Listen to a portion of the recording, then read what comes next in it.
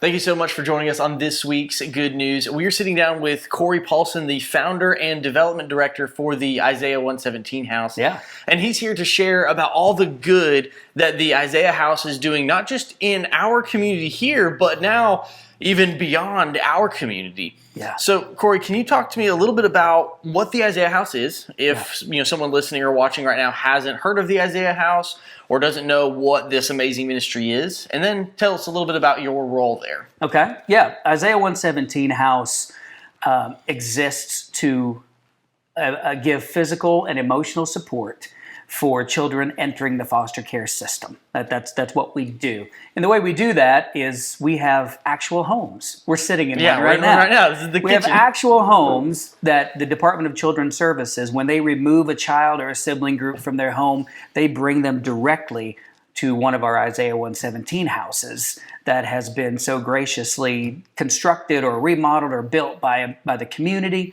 and is staffed by volunteers. And these kids, they come, and instead of having a traumatic day sitting in a conference room or a cubicle at an office, they come to a house and they get to play in the backyard and they get to color and take a bath and have pizza delivered and all this cool kid stuff on a really bad day.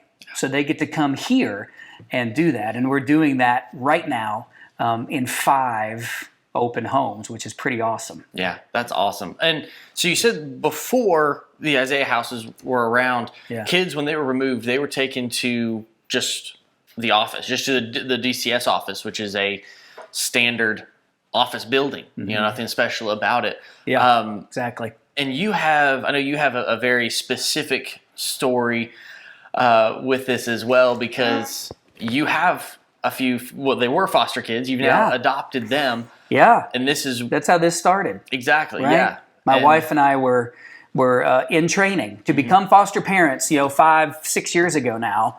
And we were in one of those Department of Children's Services offices, one of those DCS offices. And they said when a child is removed from their home, they come here. And it just floored us. We look around this room and it's just a conference room. It's not kid friendly. It's nothing wrong with it. There's no windows. It's not kid friendly. We thought, seriously, you don't bring a child here, do you? And he said, yeah, a little girl slept on this slept on this floor last night. And my wife will tell you, Rhonda, who started this madness between her and God and just went on this roller coaster, she would tell you she has never been the same since those words were spoken. And in that moment, she heard God say, these are my children. What are you going to do? Yeah. And we spent a few years having no idea what we were going to do, but it culminated in realizing, what if there was a home, right? What if there was a house that kids could come to, and the DCS caseworker could come to, and the foster family could come to pick up their child? Because we went through all of these things after we got the first call for a foster child, our little Isaiah, that came to us in 2015. And we walked that journey with him, and we saw all of the shortcomings by no fault of DCS, but just that's how it works. And we thought, how can we make it just a little bit better? And this home does that, right? Because it allows kids to come and get clean and get everything they need for the next chapter in their life. It allows caseworkers to come and take a breath and hand the children off to the volunteers, and the caseworker then goes into the office space in the home and does their work and gets a cup of coffee, and we order them dinner, and it's a beautiful partnership. And then even better, we think the foster family, we come alongside them and ease that transition, because now they can come to the Isaiah 117 house, maybe spend a few minutes with the child, as opposed to a child showing up at their door literally at midnight, lice infested and dirty, and say, here you go, thank you for saying yes. Now they are able to get a foster child that has been cared for and loved on for several hours and is clean and fed, and it eases that transition and ultimately reduces the trauma for everybody. And it all started, because of our foster care journey, where we got Isaiah, and then a couple years later we got his little brother Eli, and now we were able to adopt them, and they are Isaiah and Eli Paulson, and it's pretty cool. But their lives and our lives will never be the same, and a whole lot of lives across the state and now the country are being transformed by that one little crazy idea that Rhonda and God had. You know? Sometimes I'm like, oh my gosh, what are we doing? You know, but it's fantastic. Yeah, that's amazing. I love you mentioned now though it started here in East Tennessee. The first house being in Carter County, right down the road from us. Yeah. Now we're in Sullivan County here. This is the Sullivan County house. There's Greene County. Yes. There's Washington County. Yes. There's Sevier County, right? Or not quite yet. Not quite. Okay, so close. The next one there's a Vanderburgh County. That's a hard one. Vanderburgh. I knew you weren't going to remember that. Yeah, nope. But that's in Indiana. Wow. So the way this works, right? We started. We went out and we decided that we could find a house for $75,000 in Elizabethton, and we were going to put lipstick on the pig and make it a place for kids to come to, and love it or hate it. The social media world and the Facebook world it's always a partnership with God in this thing, but God and Facebook teamed up and went nuts. Yeah. And just everybody found out about it. And we raised the money for a house in Carter County, and we opened the doors and we started serving kids and thought we were done. But social media and then news media and everybody piled on were counties just started calling, how do we get one? How do we get one? Our kids need one. And so we have never sought expansion. We still do not seek expansion, meaning we don't identify hot spots. We don't go to places. We react to the people that God sends to us. And somebody from Indiana saw us on Facebook, and she called and said, I need one. I'm a foster mom. I've got 2 of them. Our county desperately needs it. And she loaded up her 6 kids and her husband in a minivan and drove to East Tennessee and spent a weekend here learning about what we do. And she said, yep, we got to have one. I can do this. And we sent her back home armed and dangerous and ready to tell her community about Isaiah 117 house. And that was in Evansville, Indiana. And they opened their doors in July of 2020. Oh, wow. Yeah, because we all had masks on at the ribbon cutting. It was July 2020. So, almost 9 months ago, they opened their doors. That was our 5th house. Yeah. So 4 here in East Tennessee and 1 in Vanderburgh County in Indiana. And I'll have you know, my wife, Rhonda, she just returned last night from a trip in Indiana where she kicked off 2 brand new counties to make 6 total counties in Indiana.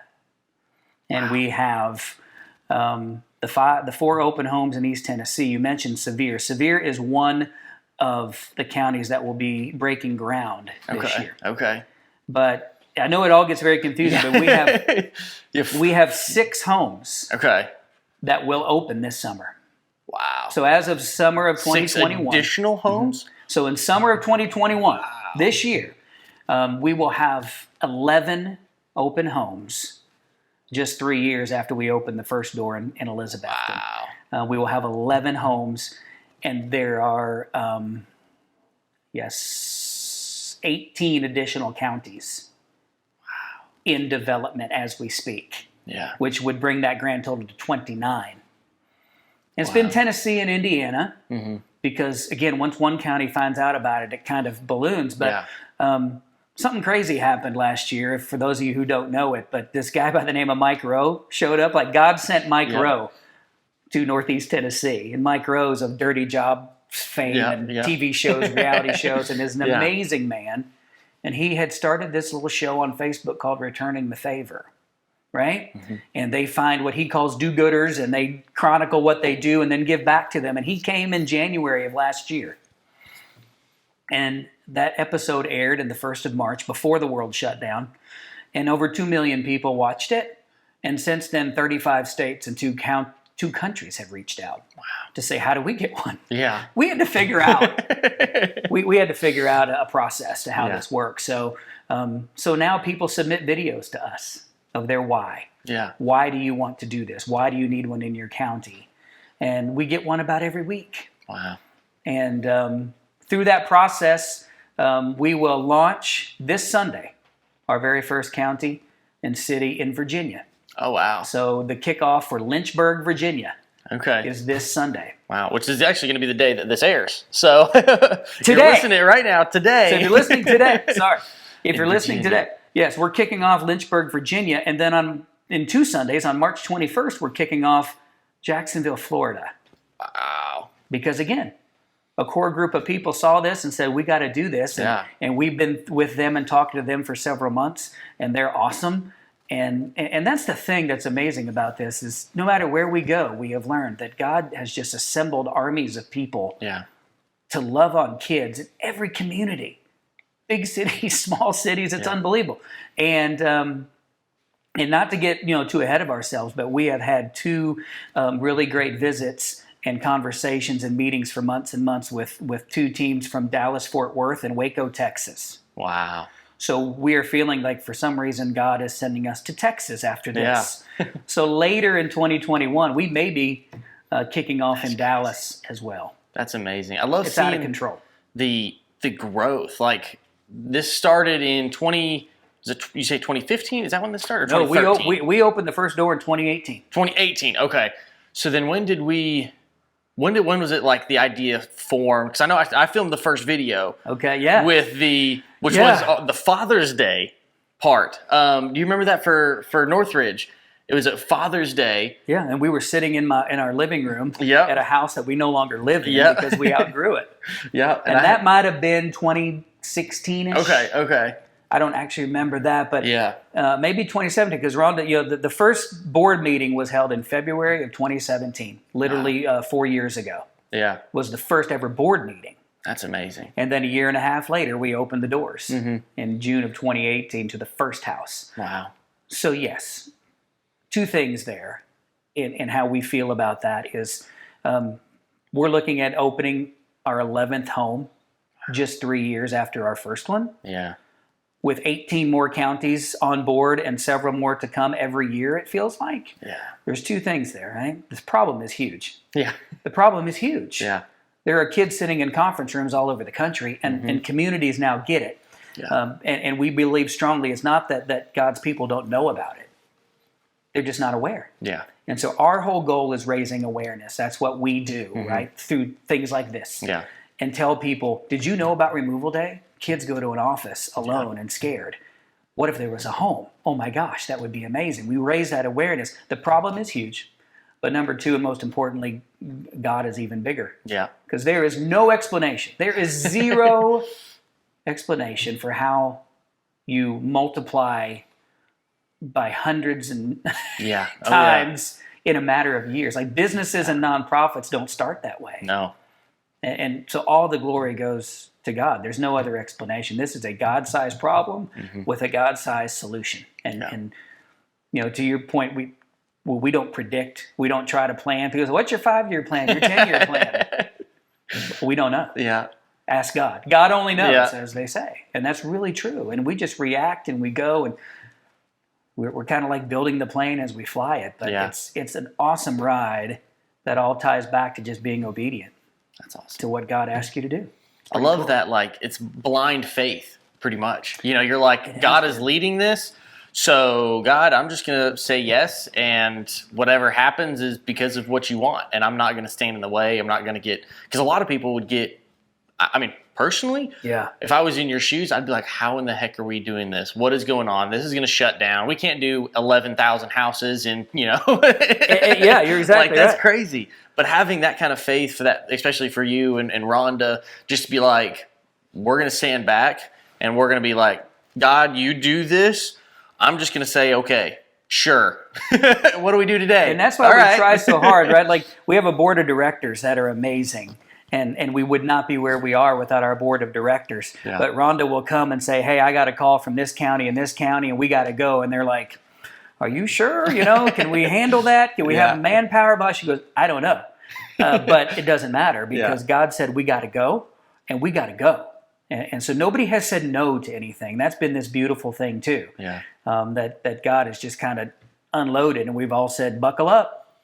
That's awesome. Let's go, and we'll see what happens. And yeah, it has turned into, we should. I keep telling my wife and all of our program coordinators that work at all of our homes and all of our volunteers to take notes, and we could write a book on the amazing stories that have come out of these homes. Yeah. They're doing what they were meant to do. Yeah, for sure. It's awesome. And mentioning that, I'd love to hear a few stories. Oh, Lord. That you have. We've done this before. We've Yeah. sat side by side, and I don't do these well without crying. Yeah. You know I'm a crier. And I also, and it makes me nervous of trying to remember stuff, But I tell you, I could just give you snippets of things. And to paint the picture, right? Like, kids show up, if they're coming to an Isaiah 117 house, they've been removed from their home.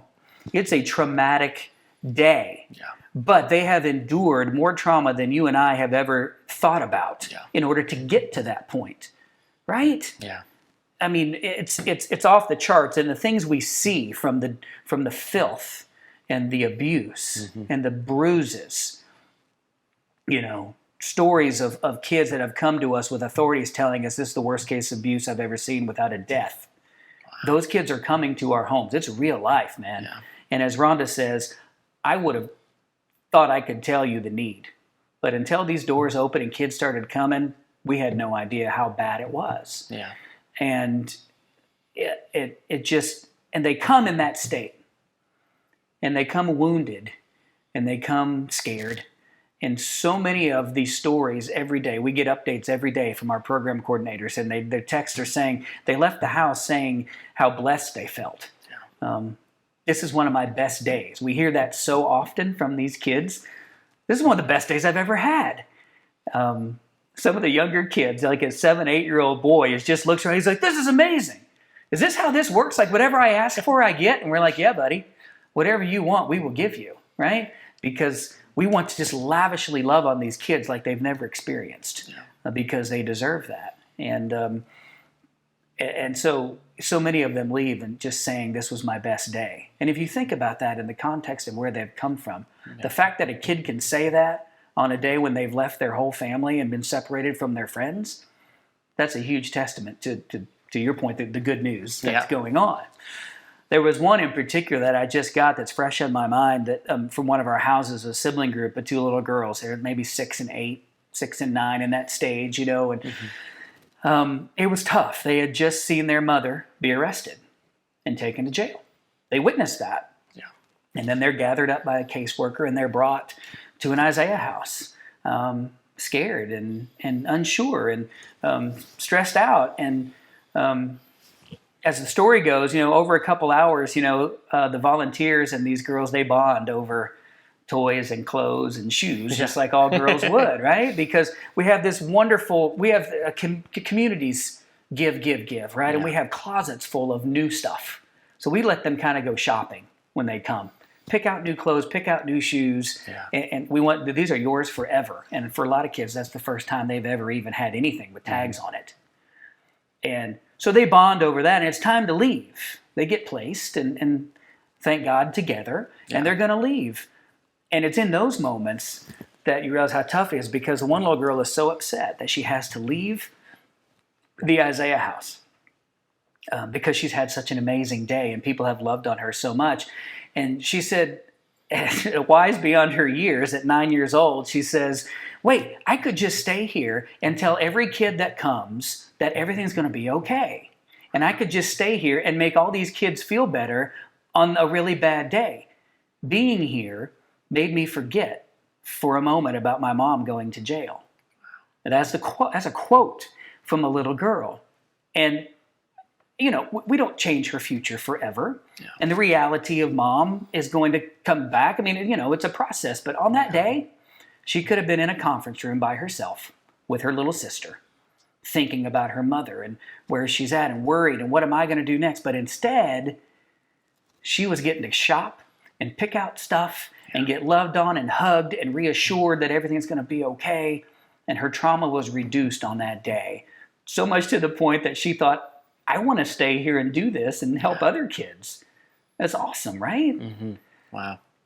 And in those moments too, part of our plan is to love on caseworkers. Yeah. Right? And that's another one of our favorite stories right now. If I got time for one more, it's just sure.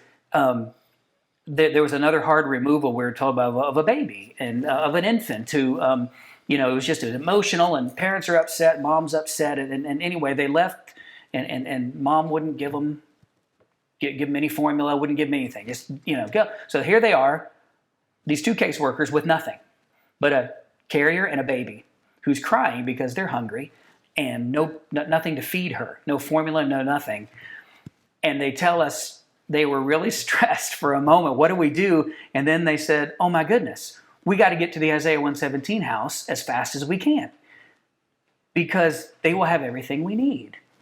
They'll have the formula, and we can, we got to get to the Isaiah 117 house. And we're just like, oh my gosh, that's what we're here for. Because prior to that, that would have been, we got to go to the office, and we got to run to Walmart and get formula with their own money probably, and probably find clean clothes and all the things. And now they've said, we can just come to the Isaiah house and it'll all be taken care of. Mm-hmm. And the burden on the caseworker has been so lightened. So those are two really fresh stories that, again, I think just kind of speak volumes. And that's happening every day in 5 different houses now, soon to be 11, and who knows how many more. Yeah. And it is. It's very surreal. You just got to pinch yourself to say, wow, I can't believe this is happening after an idea and a chance, encounter and all this stuff between God and a conference room and a DCS office, Yeah. It's really awesome. Definitely. That's what he's doing. Yeah. For sure. It's good stuff. Yeah, definitely. And my wife, she's a caseworker. Yes. She's a foster care worker, and she's been to the Isaiah house multiple times. Yep. And it is big because it's hard. I mean, as the perspective of a kid, it's super traumatizing. Yeah. Going from, like, my wife, she loves everybody. Yes. And when she, has a kid that's removed, no matter their age, she feels for them. She hears their stories, and she wants to take care of them. Yeah. And a lot of times it is difficult to do it all, to try to care for them, to try to love on them, make sure that they know that they're loved, but then to also do all the stuff that has to get done, like the paperwork, like all the filing of everything in order to go through the process of finding them a placement and stuff. So being able to come here and being like, I know that this volunteer is going to love on these kids. Yeah. I know that this volunteer is going to make sure these kids feel like $1 million while they're here. Whether that's, ordering them pizza or making them pizza rolls or playing outside on the playground or whatever it is. She knows that she can come here and not have to worry about making sure that the kid is taken care of and that they're loved, because that's the priority. Yes. But then she also has to try to find them a home to go to and find them. And before this, to your point, caseworkers were doing all of that in a cubicle. Yeah. In a cubicle. Again, of no fault of their own. Yeah. They had no alternative. Yeah. That's how it worked. Mm-hmm. And so your wife was sitting there with a sibling group that are restless and scared and hungry. And then she's got a mountain of paperwork to do. Yep. And how do I do this and care for them? It can't be done. Yeah. And I don't even know. And again, we have had some of them say, we have no idea what we did before the Isaiah 117 house was here, these workers in Northeast Tennessee. And that's what we want to hear. Yeah. We don't want them to ever, because it is all about the kids. But it is all about people like your wife who have chosen to go into that field and to love on kids. Mm-hmm. And they weren't able to do it the way they wanted to because of how they had to do their job. So now we feel like maybe, the good news is we are able to lighten their load, and we all partner together. Yeah. And the bonds that they make with our volunteers and our program coordinators too is just that adult bond is, I think, invaluable to them. For sure. That they know that our people hear them, see them, listen to them. Yeah. And go on their knees. Around the 17th of every month, because it's Isaiah 117, the 17th of every month, our program coordinators go to the DCS office and bring treats to all the caseworkers, right? Just to tell them, and every month it's something creative, but we love you and you're awesome, and just to encourage them, because again, the work that your wife does and all the caseworkers is, nobody understands. Yeah. Nobody understands the amount of stress and trauma that they go through for every removal that happens. Yeah. And so I'm glad to hear that she sees the benefit. And we love that it's happening. Yeah, definitely. It's pretty awesome. Now, for the people that are listening and watching right now, maybe they're like, I would love an Isaiah house in our county. Yeah. Or they want to partner with you. They want to, help financially or volunteer, because you have volunteers that pretty much run the houses. Yes. How can they get, be a part of that? How can they get more information? And what can they do for that? Yeah, thanks for asking. Obviously, we have a website, Isaiah117house.com. Did I say that right? Isaiah117, Isaiah117house.com. You can go to the website, obviously, and there's donate buttons for finances if you want to do that. There's contact us forms, if you want to reach out to us. And that's how you start the process of if you want a house in your county. Okay. Go to the contact us form, fill it out, give us a note, I want to come, and you will get a response from our team that says, here's the next steps, which usually entails, again, them submitting a video, then we do like a Zoom call, then they have to come visit and hang out with us, and it's several months of a process. But as far as volunteers go too, you could do the same thing. But I highly encourage you for our folks or their individual county. Every one of their counties has a Facebook page. So if you do social, if you're on that kind of thing, or you don't, if your husband or your wife or your friends do it, every single location has their own Facebook. So it'd be Isaiah 117 House, Carter County, Isaiah 117 House, Rutherford County, Bradley County, Knox County, whatever it is, type it in and it'll come up. And you can go to that individual's Facebook page and you can send a message directly to the coordinator for that county and communicate with them. So lots of ways to get in touch with us. And we would love it. We welcome money and volunteers. We love it all. Yeah. But more than anything, we covet your prayers. Yeah. Everybody, we love it. And one thing we suggest to people, set your alarm for 117 every day. And when it goes off, say a prayer for the ministry, for these kids that are entering, for the caseworkers, for foster families, and pray, all of that stuff. But set it for 117 and say a prayer every day, because God is just, it's just so fun. And he hears those prayers. Yeah. Because they are being answered all the time. Yeah, definitely. That's awesome. Now you also have a campaign that I saw that you're posting on Facebook and Instagram right now. Yes, as well. Can you tell us a little bit more about that? But I should have brought visuals with me. I didn't insert visual. Think about that. I'm not a very good development director. That's okay. I don't travel with my goodies. I should, but yes, we have this awesome opportunity to get a specialty license plate. If people are familiar with those, you see them, a lot of causes, a lot of organizations, you can get your specialty plate. We have had a bill passed, and we are taking pre-orders for license plates. It'll have our logo on it and all this stuff, and people can travel and in their cars and have our logos on their license plate, which is a huge marketing opportunity, sure, an awareness thing. But also for people that don't realize it, it's an annual fundraiser for us, because every time you renew that plate, we get $15 of that renewal fee every year. So, we got to pre-order 1,000 license plates in order for them to go into production. Okay. And so every year we get $15,000, for example, for every time those are renewed. So it's an ongoing fundraiser. But we're only at about 500 plates. Okay. And we've been doing this about 9 months. So we're talking about baseball. It's baseball season. We thought it'd be fun to kind of get this theme of step up to the plate, Tennessee, and order your plate so you can put us over the hump, right? Hit a home run, knock it out of the park, any baseball, cliche you can come up with. Yeah. So if you go to our website, Isaiah117house.com, there's a button right on the front, pre-order your license plate. Okay. You click that button and you'll go and you'll see that you can fill out a form, $35 to pre-order your plate. But when you do that, we're going to give you an extra plate.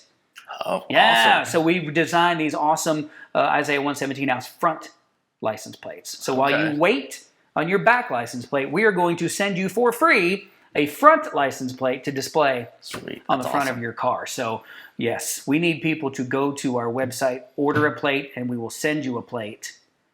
And when we reach 1,000, you'll get a notification and say your plate is on the way and blah, blah, blah. Yeah. But so thanks for asking. Yeah, that's our big push right now is we need to get to 1,000 plates. So go to the website, order a plate, and we'll send you a free one. Awesome. Yeah. I love it. Thanks for asking. Yeah. Well, thank you for being here. Really appreciate you sharing your heart with us and talking about all the good that the Isaiah House is doing. Thanks for asking. Yeah, of course. We'd love to come back. Definitely. Can we do this like once a quarter or something? Maybe once a year. Awesome. Once a week. We could do once a week. I don't know if that much changes every week, but we should just come and have like story time with Isaiah 117 House. There we go. And let us tell stories. We have enough. So. Maybe that'll be something coming. I like that idea. Thanks, man. Yeah, thank you.